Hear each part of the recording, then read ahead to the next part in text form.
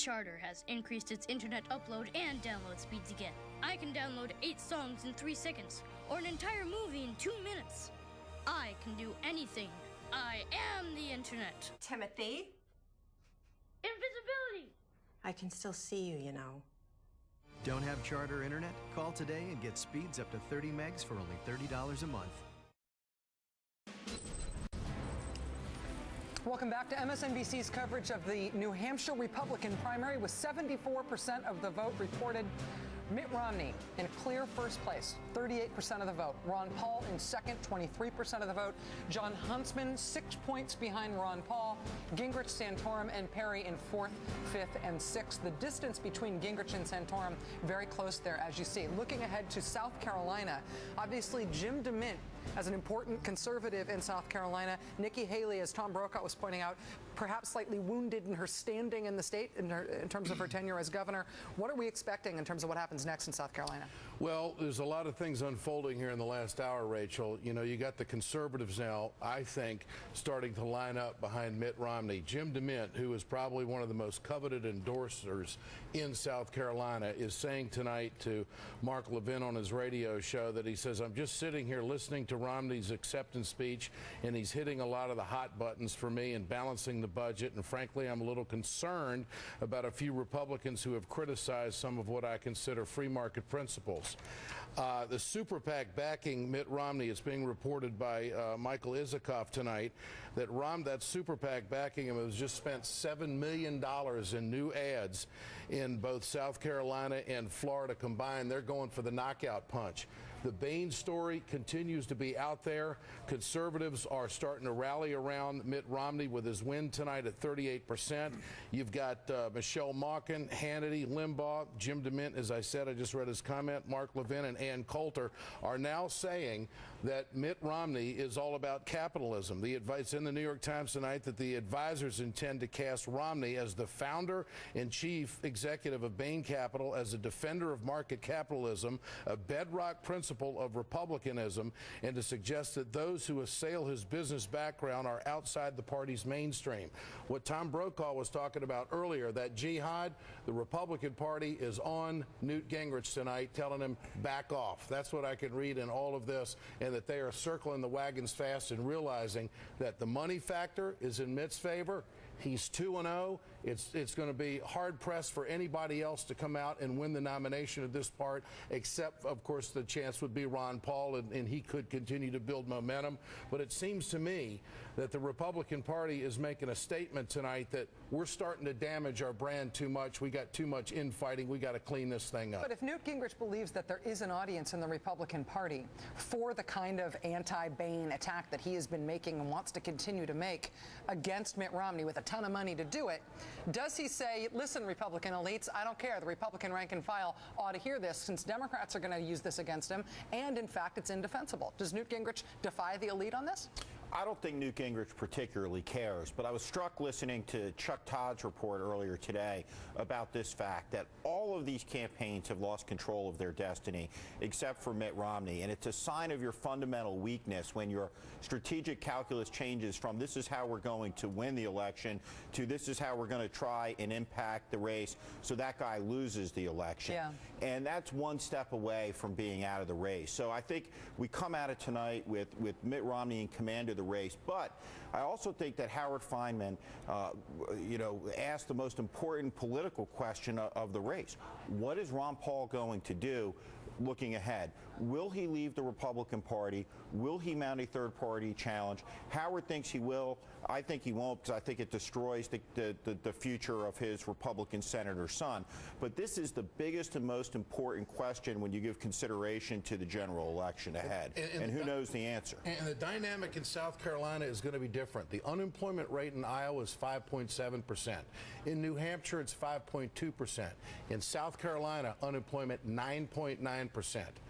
So if there's a market for populism, that would be anti-Mitt Romney populism going after his vulture capitalism, as they've been saying, and that would be the place for it. you have a company that was a victim of Bain in South Carolina if they intend to pursue that. So South Carolina can be very interesting, but I think with the established order there from the governor, now DeMint going where they're going, Romney gets a little more strength than one would think. He comes in 2-0.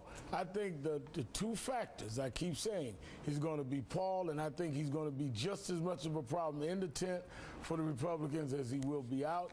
And I think that you're sleeping on Romney's message tonight, I think, will help energize the moderate independents and the Democrats, because he's running on appeasement, which he cannot get anywhere with after bin Laden and all. He's running on talking about the economy, and he certainly is going to have to deal with Bush's legacy there, and he's going to have to start showing us some of these 100,000.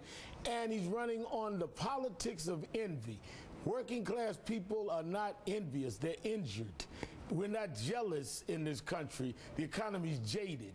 And if he comes out with those 3 points, those are the 3 points he made in his speech tonight, he just set up a layup shot for President Obama in November. Lawrence O'Donnell, will the Republicans be doing themselves a favor by taking hard shots at Mitt Romney right now to test whether he has a glass jaw? Would they be actually doing the party a disservice by letting Mitt Romney go, essentially, so that they don't test him too hard, to leave all the testing to Obama? They have run the test. He has a glass jaw, so they know exactly how that test comes out. You know, it's worth noting what actually really factually happened here tonight. Delegates. Some 12 delegates. That's the grand total in the state of New Hampshire. 5 people are going to share those 12 delegates. The threshold is 10%. If you get 10% or above, you get some of those delegates. So it's Romney, it's Paul, it's Huntsman, then Gingrich and Santorum. That's why this 10% level for them is crucial.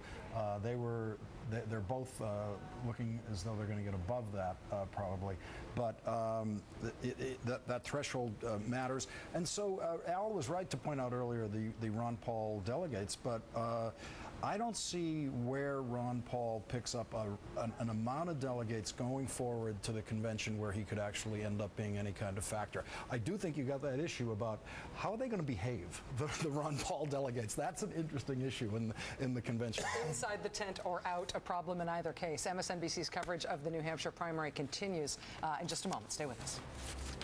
We have a choice. Are we going to let them take this country and make it them at the top and the rest of us struggling somewhere? Are we going to make America work for everybody? You know, we have candidates for president now saying that government can't create jobs. These are guys with government jobs. They're on the government payroll saying government can't create jobs. Government created your job.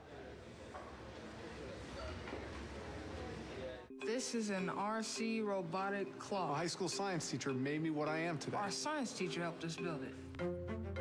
Now I'm a geologist at Chevron, and I get to help science teachers. It has 4 servo motors and a wireless microcontroller. Over the last 3 years, we've put nearly $100 million into American education. That's thousands of kids learning to love science. Isn't that cool? That's pretty cool.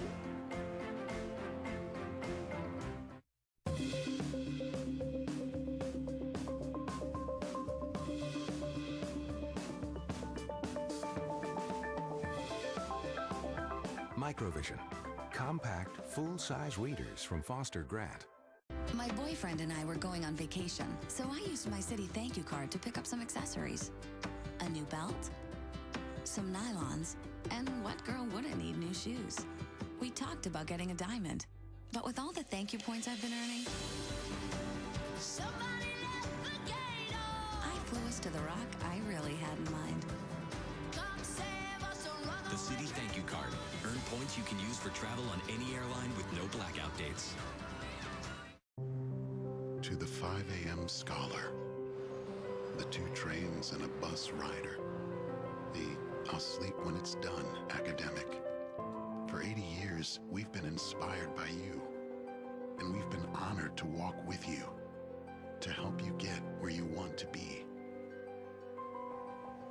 Because your moment is now. Let nothing stand in your way. Learn more at keller.edu. What makes you trust a company? Wait, scratch that. What makes you trust a car insurance company?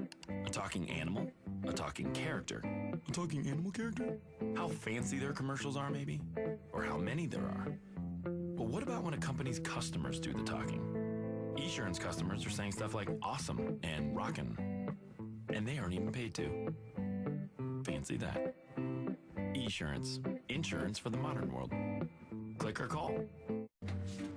Hey guys, breakfast! Boss, if you can get the pasta. If whole grain isn't the first ingredient in your breakfast cereal, what is? Now, in every box of General Mills Big G cereal, there's more whole grain than any other ingredient. That's why it's listed first on the side. From Honey Nut Cheerios to Cinnamon Toast Crunch to Lucky Charms. Get more whole grain than any other ingredient without question. Just look for the white check. Got a cold? Not sure what to take? Click on the Robitussin Relief Finder. Click on your symptoms. Get your right relief. Makes the cold aisle easy. Robitussin. Relief made simple. Welcome back to MSNBC's live coverage of the New Hampshire Republican primary. I'm Rachel Maddow. Should be noted there was a Democratic primary in New Hampshire tonight. Guess who won? Looking ahead towards South Carolina, the question is not just the polling and not just the spending, but the character of the South Carolina electorate. Whether or not the message that Mitt Romney has been able to parlay into wins in both Iowa and New Hampshire resonates in a state with a different character of an electorate and a different situation in terms of unemployment, also a different structure of the state Republican Party, especially vis-a-vis the activists in the Tea Party. NBC's Andrea Mitchell joins us now with more on that from Manchester, New Hampshire. Andrea? One thing that's very important about South Carolina is that the unemployment rate is twice what it is here in New Hampshire. So economic concerns will dominate, but it's a different kind of economic concerns. They're concerned about jobs more than budget deficits. There is Tea Party strength. He does have the support of Nikki Haley, but as you've been discussing, Nikki Haley is not as popular a figure at all. Jim DeMint, as Ed Schultz was pointing out, his comments favoring Mitt Romney, not an endorsement, but certainly a broad hint, that would be very helpful because of Jim DeMint being Mr. Conservative in South Carolina. Interestingly, Romney split the conservative vote, the exit polls tell us, here in New Hampshire with Rick Santorum. But again, New Hampshire conservatives are a very different breed of cat than South Carolina conservatives. So Mitt Romney goes south with a big head of steam. There's no discounting the fact that he won Iowa, he won New Hampshire. We can say it's by 4 points more than he won it last time. We can say that he still is, not dominant in not building much of a broader base.